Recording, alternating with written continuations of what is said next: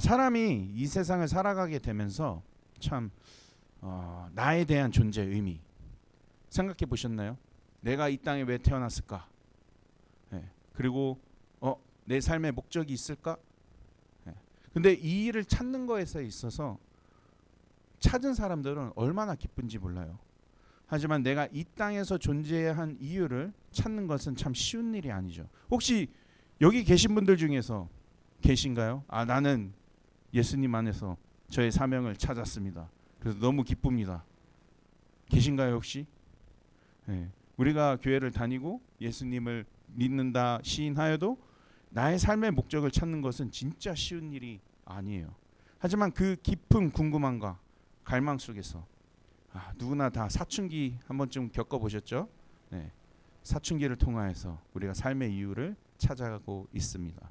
물론 세상을 살다 보면요, 내가 태어나고 싶어서 태어난 거 아니잖아요. 어느 날 보니까 태어나 있고 엄마가 유치원 가라 그래서 유치원 가고, 그리고 초등학교 가고 중학교 가고, 그리고 고등학교 가서 졸업 잘하고, 이제 대학교, 물론 대학생들도 있지만 대학교 잘 좋은 대학교 졸업하고 직장을 잘 잡고, 그런데 이 땅에서 더 좋은 것을 누려도요, 사람들이 항상 똑같이 하시는 어른들의 말씀이 있습니다. 나의 삶의 이유를 찾은 줄 알았는데 공허하다. 이런 이야기 많이 들어보셨어요? 나의 삶의 목적을 찾은 줄 알았는데 공허하다. 무언가 공허하다. 심지어 결혼을 하여도 자식을 낳아도 때로는 행복할 줄 알았던 그 가정생활이 자신의 만족을 다 채우지 못하고 다시 나의 존재에 대한 이유를 생각하면서, 요즘 오춘기라고 또 하잖아요, 어르신들이. 내가 왜 이 땅을 살아가고 있지? 이렇게 방황하시는 분들도 있습니다. 사도 바울은요, 이전에 자신이 갖고 있었던 율법 학자였어요. 율법 학자로서의 지식, 옛 자아가 주이시였습니다. 유대인이면서 바리새인들이 갖고 있었던 그 최고의 생각을 갖고 있었습니다. 자신이 이 땅에서 존재하는 이유는, 사도 바울은 나는 바리새인으로 태어났어, 내 아이덴티티는 바리새인이야, 이렇게 이해하고 있었어요. 그래서 오늘 읽지는 않았지만 사도 바울은 오늘 본문 앞에서 자신의 옛 자아를 이렇게 고백합니다. 빌립보서 3장 4절에서 5절. 그러나 나도 육체를 신뢰할 하며 만일 누구든지 다른 이가 육체를 신뢰할 것이 있는 줄로 생각하면 난 더욱 그러하리니. 이 말은 뭐냐면 굉장히 나 똑똑하다고 얘기하고 있는 거예요. 잘났다고 하고 있는 겁니다. 그런데 나는 8일 만에 또 할례를 받고 이스라엘 족속이요 베냐민 지파요 히브리인 중에 히브리인이요 율법으로서는 바리새인이요, 쉽게 말해서 우리식 표현으로는 금수저라는 거예요. 종교계의 금수저. 나는 백그라운드도 좋고 머리도 좋다, 이렇게 지금 자신을 고백하고 있는 건데, 열심으로 교회를 박해하고 율법에 이루는 흠이 없는 자라. 과거에는 그래서 율법을 박해하고 흠이 없다고 생각을 했었습니다. 사도 바울이 이 모습을 고백하고 있는 것은 바로 예수님을 만나기 직전의 모습을 고백하고 있는 것입니다. 율법을 통하여서 자신이 바리새인, 이 아이덴티티에 있어서 확립시키고, 동시에 자신이 이단이라고 생각했었던 그 교회, 초대교회의 씨를 발리기 위해서 율법을 목숨과 같이 지키려고 했던 이런 모습, 이것이 바로 사도 바울은 자신에게 주어진 사명이라고 생각하고 있었어요. 내가 이 땅에서 창조되어진 목적은 바리새인이다. 그렇게 생각하고 있었던 거예요. 그리고 나서 예수님을 만난 이후에 이전에 있었던 일들을 이렇게 고백합니다. 오늘 본문 8절이죠. 내가 그를 위하여 모든 것을 잃어버리고 뭘로 여긴다고요? 배설물로 여김은. 여기서 모든 것을 잃어버리고라는 표현에서는요, 나의 옛적 과거의 모습, 옛적 자아를 이야기하는 것입니다.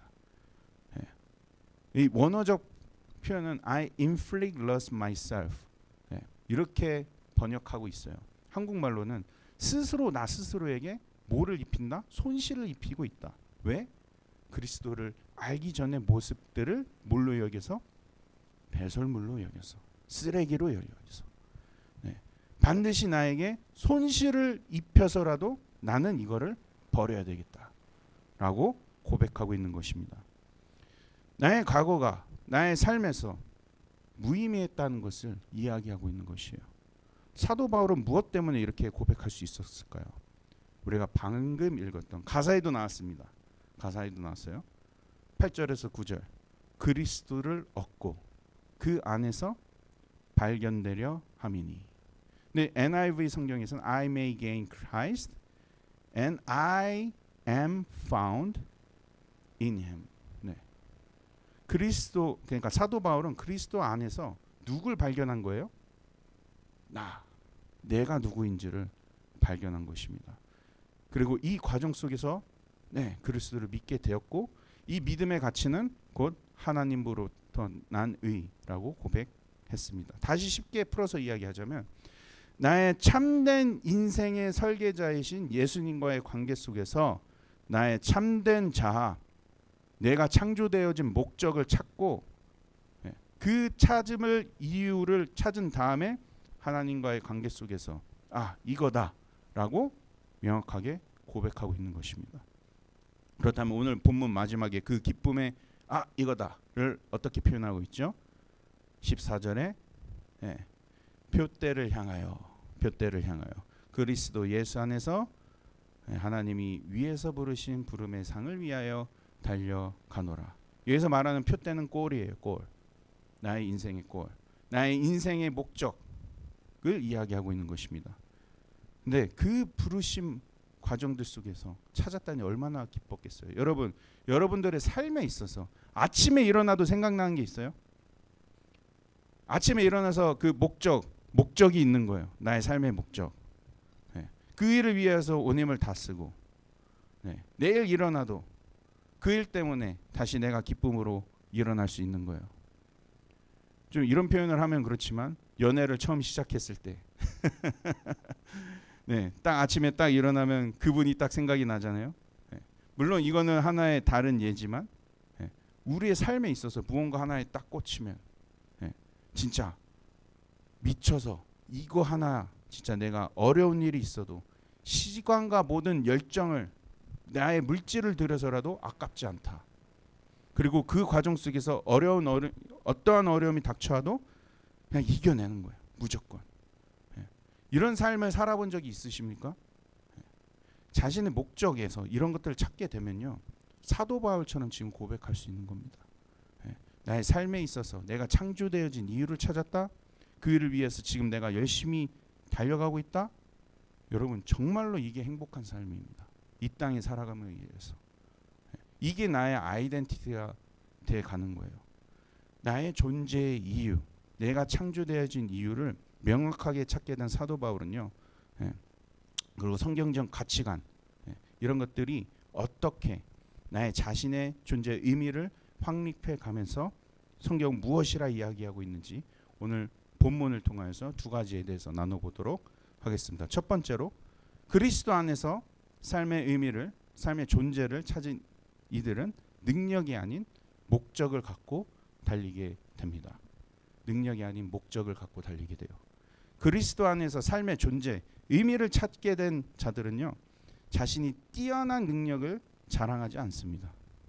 그저 나의 능력이 하나님 앞에 쓰임 받기에만 집중하지, 나의 능력으로 나의 명성이나 나의 명예, 부, 그런 것들을 위해서 달려가지 않아요.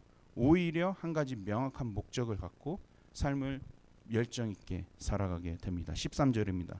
형제들아, 나는 아직 내가 잡은 줄로 여기지 아니하고 오직 한 일, 즉 뒤에 있는 것은 잊어버리고 앞에 있는 것을 잡으려고. 여기서 잡았다 하는 의미는요, 원어적인 의미는 피지컬적으로, 육체적인 능력으로 무엇을 성취할 때 쓰여지는 단어입니다.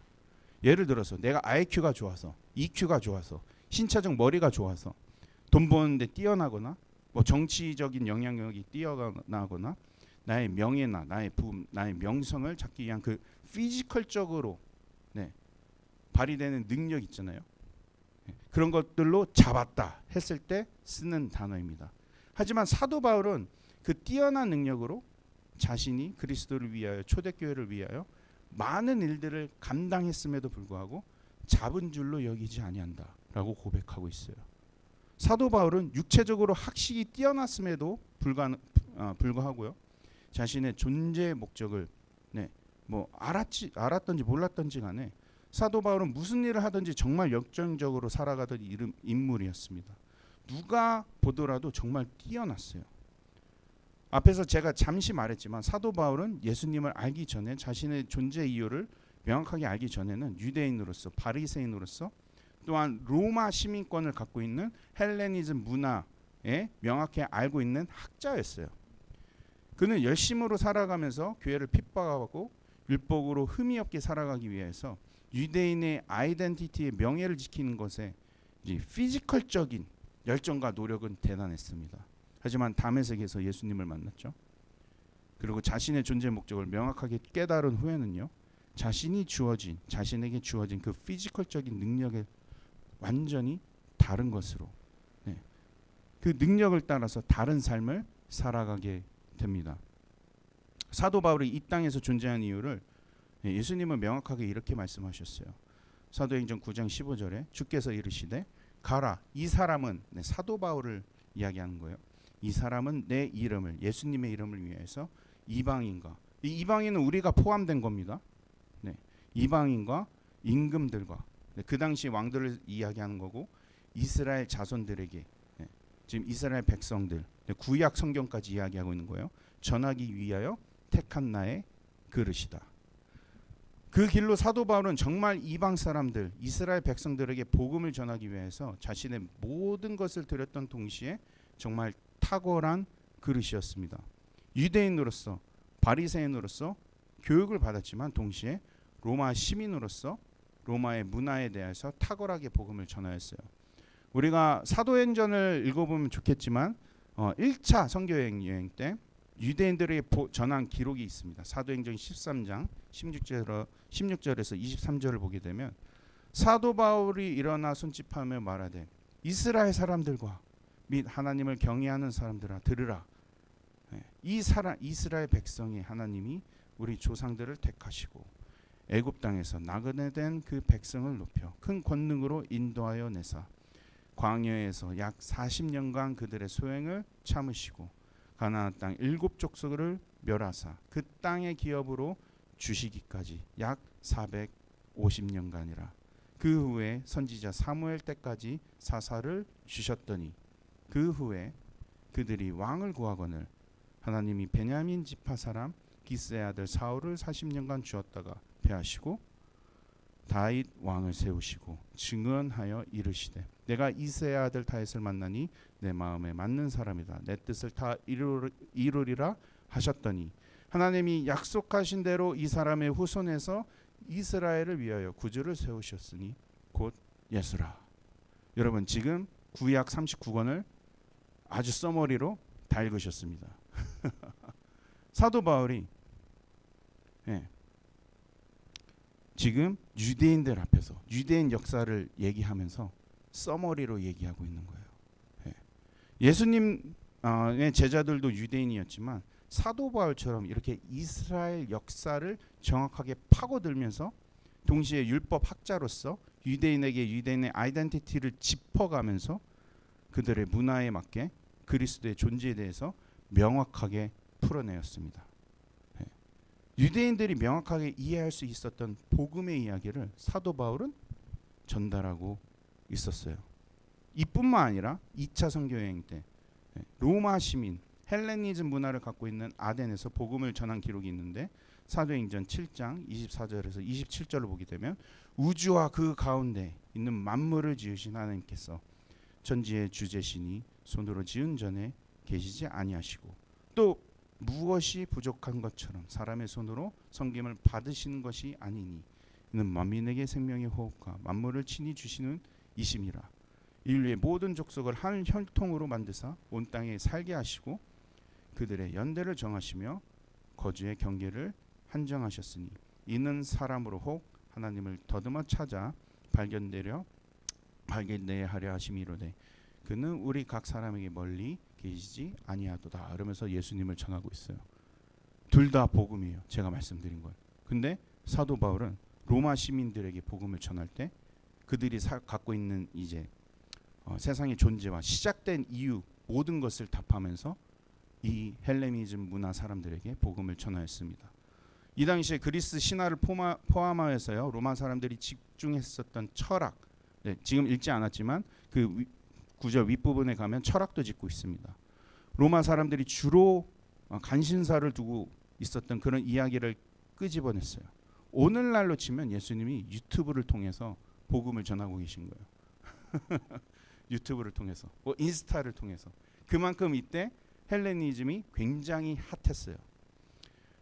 우주 만물에 대한 사상과 모든 생각, 이 어디부터 시작이 되었는지 명확하게 알려줌으로써 사도 바울이 복음 전하기에 정말 적합한 인물이다 라는 사실을 사도행전 전체를 통해서 알 수 있습니다. 이것은 하나의 예일 뿐이에요. 여러분, 우리 성경책만 보더라도 성서 13권이 누가 썼죠? 신약 성경 13권 사도 바울이 썼어요. 그 중에서 4권은 옥중서신, 그 중에 지금 저희가 보고 있는 빌립보서입니다.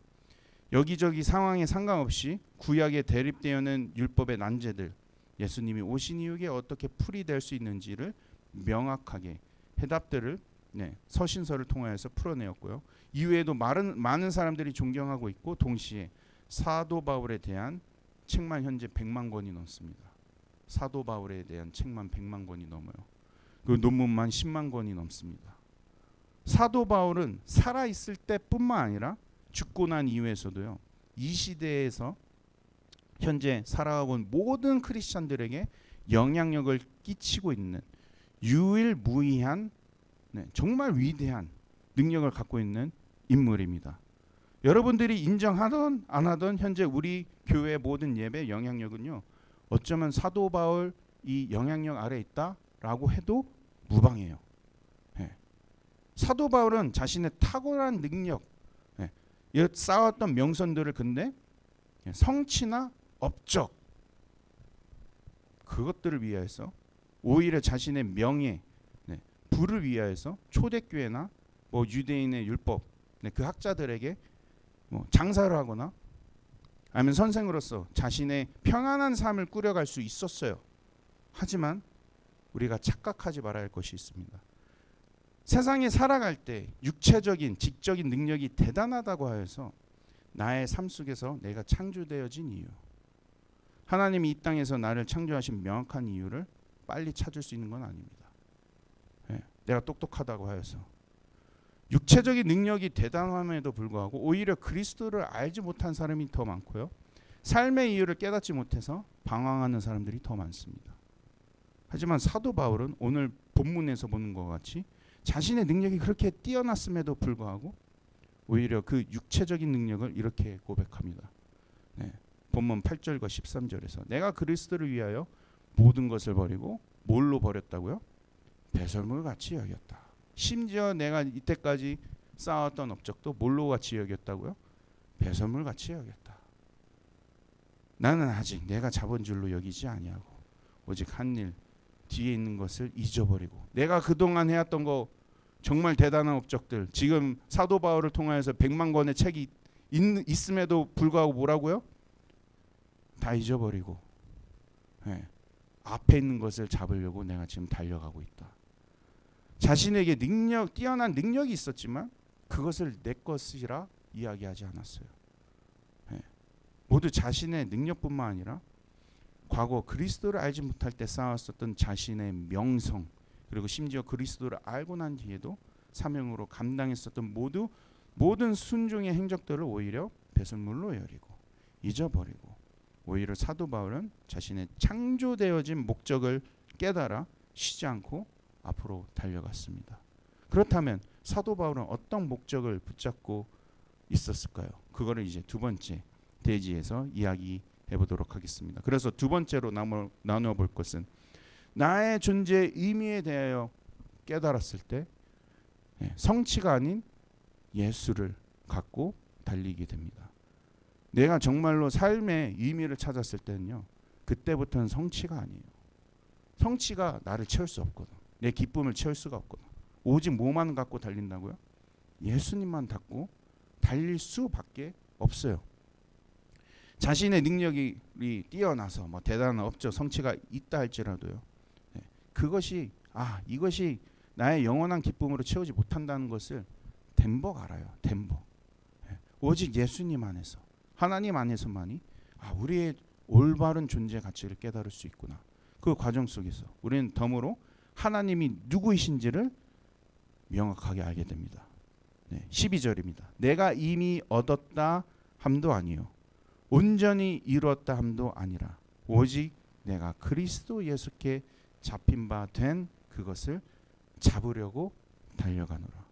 아무리 대단한 능력을 갖고 있을지라도 자신의 자아 정체성, 자신이 누구인지 깨닫지 못했을 때 우리는 불안감 속에서 그것도 한번 그 불안감을 잊어버리자고 나의 것을 찾고 성취하기 위해서 온갖 노력을 다합니다. 그 성취로 나의 무언가를 계속 채워넣으려고 하죠.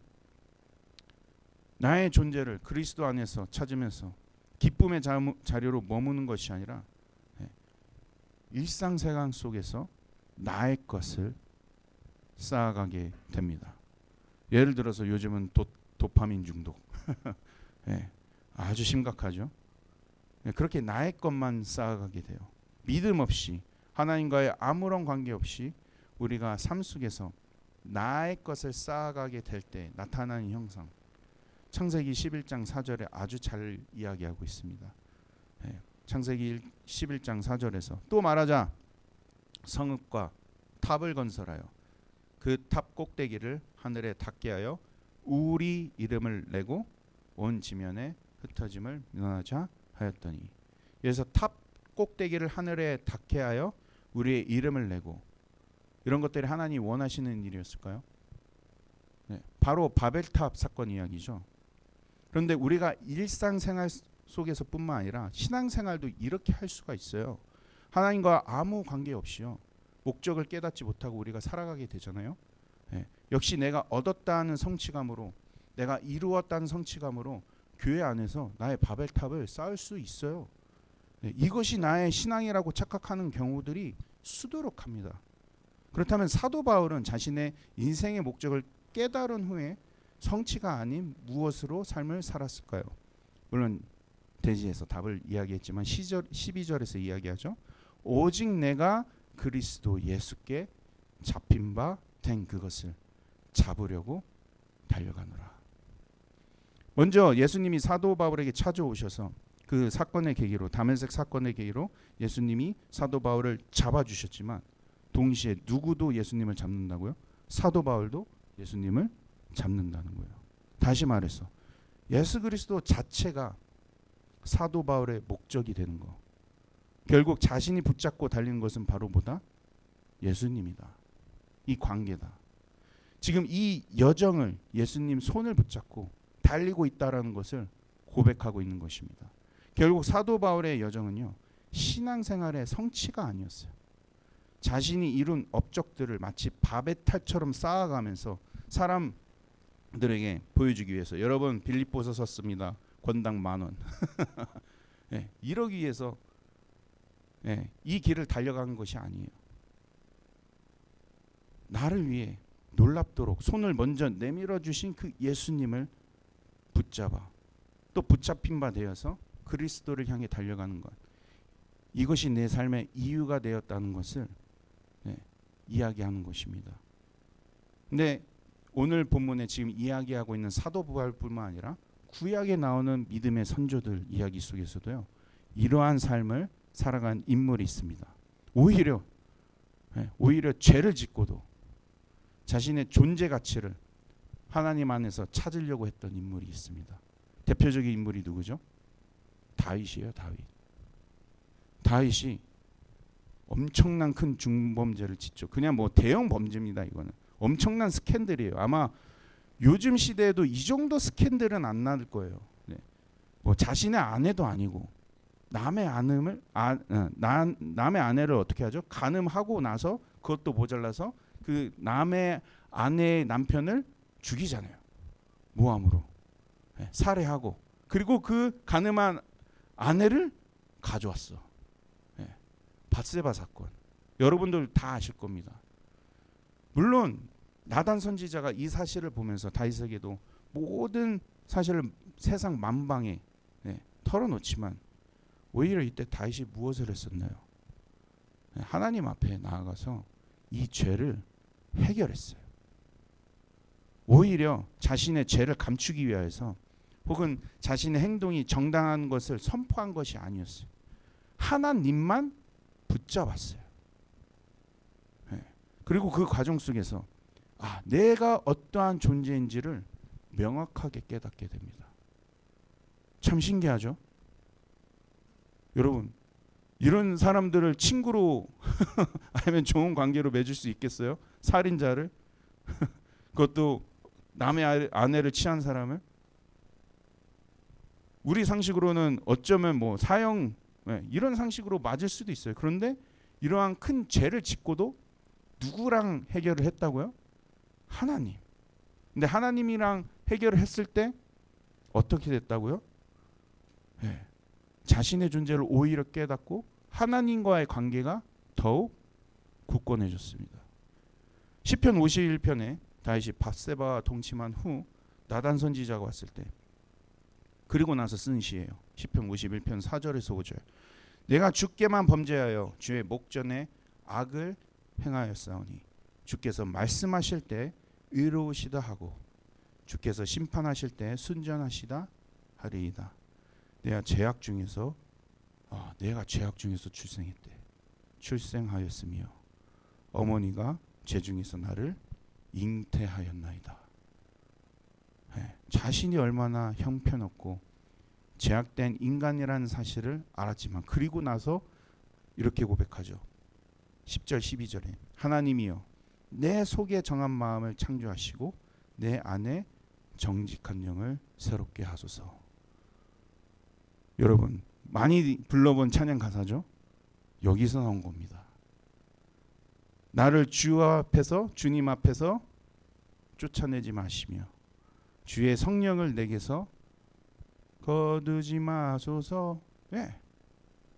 이 유명한 가사가 여기서 나온 거예요. 주의 구원의 기쁨, 즐거움을 내게 회복시켜 주시고 자원하는 심령을 주사 나를 붙드소서. 그리고 자신의 모든 죄를 하나님 안에서 해결하고 오히려 하나님으로부터 회복되어진 다윗은 자신의 존재에 대해서 명확하게 알아가기 시작했어요. 다른 시편에선 자신의 존재에 대해서 이렇게 고백합니다. 시편 139편 13절 15절에서 주께서 내 내장을 지으셨으며 내가 어떻게 지어졌는지 아는 거야. 나의 모태에서 나를 만드셨나이다. 누가 나를 만들었는지 명확하게 아는 거야. 내가 주께 감사하오면 나를 지으심이 심히 기묘하심이라. 주께서 하시는 일이 기이함을 내 영혼이 잘 아나이다. 내가 은밀한 데서 지음을 받고 땅의 깊은 곳에서 기이하게 지음을 받은 때 나의 형체가 주의 앞에 숨겨지지 못하였나이다. 다윗은 지금 자기 자신이 존재할 수 있었던 그 깨달음 속에서 내가 어디에서부터 왔고 동시에 하나님을 더욱더 알아가게 됐어요. 그리고 훗날 다윗은요 하나님을 더 깨달아서 이렇게 고백합니다. 시편 8편 3절에서 5절. 주의 손가락으로 만드신 주의 하늘과 주께서 베풀어 두신 달과 별들을 내가 보오니 사람이 무엇이기에 이 죄인이 무엇이기에 그 죄인을 생각하시오며 인자가 무엇이기에 내가 무엇이기에 주께서 나를 돌보십니까? 그를 하나님보다 조금 못하게 하시고 영화와 종기를 관을 씌우셨나이다. 우리의 존재를 이야기하고 있는 것입니다. 그리고 우리가 가장 잘 아는 시편 23편 1절에서 3절. 여호와는 나의 목자시니 내게 부족함이 없으리로다. 그가 나를 푸른 풀밭에 누이시며 쉴만한 물가로 인도하시는도다. 내 영혼을 소생시키시고 자기의 이름을 위하여 의의 길로 인도하시는도다. 다윗은 하나님이 누구인지를 깨닫게 되었을 때 자신의 존재 가치를 더 명확히 알게 되었습니다. 물론 나의 존재의 시작은 제 속에서부터 모태에서부터 시작이 되었지만 바로 나의 하나님, 청지를 창조하신 하나님이 나를 돌보시며 죄악된 나를 영화와 종기의 광야를 쓰이게 하시고 나를 푸른 불밭에 누이게 하셔서 쉬게 하시고 나의 영혼에게 소생시키셔서 힘을 주시고 그분의 영광을 위하여 지금도 달려가게 하신다. 이 사실을 알았던 다윗은요, 물론 산전, 수전, 공전, 삶 속에서 어려움 다 겪어봤죠. 네, 왕의 생활을 잘 마무리하였지만 성경에서 진짜 가장 하나님과 자신을 이해했었던 인물로 손꼽히게 됩니다. 선지자가 아니에요. 오히려 다윗이 다른 선지자들보다 하나님을 더 잘 이해한 위인, 나 자신을, 인간의 존재 자체를 더 잘 알았던 위인으로 손꼽히게 됩니다. 자신이 하나님 앞에서 하나님 자체가, 예수님 자체가 목적이 되었던 사람들, 이렇게 허투루 살지 않았습니다. 사람이 이룬 성취보다, 업적보다 더 큰 영광을 누리도록 하나님이 그들의 삶을 이끌어 주셨어요. 마치 사도 바울이 자신이 갖고 있던 뛰어난 능력으로 율법을 풀어 많은 영혼들을 그리스도께로 인도하든지, 다윗처럼 하나님을 찬양함으로 그분이 누구인지를 깨달아 자신의 모습을 명확하게 보고 난 뒤에 그분의 영광을 위하여 이 세상에 누릴 수 있는 최고의 평안으로 이 땅에서 기쁨으로 살아가게 되었습니다. 사도 바울은 심지어 감옥에 있어도요, 다윗은 심지어 압살롬의 그 아들의 반역이 있었죠. 세자가 반역을 한 거예요. 왕자가 자기 아들이 반역을 하여서 어려움이 닥쳐왔을 때도 이때 시편 23편을 썼을 것이라 학자들은 이야기하고 있어요. 그래서 하나님이 어떤 분이신가, 그가 나의 목자이시며 오히려 푸른 초장으로 인도해 주시는 하나님을, 그 인도하심을 깨달으며 하나님을 더욱더 알아갈 때 그들의 삶 속에서 삶이 흔들리지 않고 이 땅에서 성취가 아닌 오히려 한 곳만을 향하게 되었습니다. 바로 하나님, 예수 그리스도. 나에게 한없는 위로를 주셨다, 능력을 주셨다, 기쁨을 주셨다, 나의 삶을 사용해 주셨다. 여러분, 이거는 두 번째 문제입니다. 나의 삶의 존재의 목적, 내가 창조되어진 이유를 명확하게 찾지 못한다면요, 나의 능력이 아무리 뛰어나다 할지라도, 삶의 풍요로움을 누리고 있을지라도 일시적인 행복을 누리게 될 뿐, 여러분들의 영원한 기쁨을 누리지 못하게 만들 뿐, 오히려 삶이 공허해지는 나락을, 그런 결과로 초래하게 될 뿐입니다. 예수 그리스도가 삶의 목적이 되었을 때 나의 삶의 존재를 깨닫게 됩니다.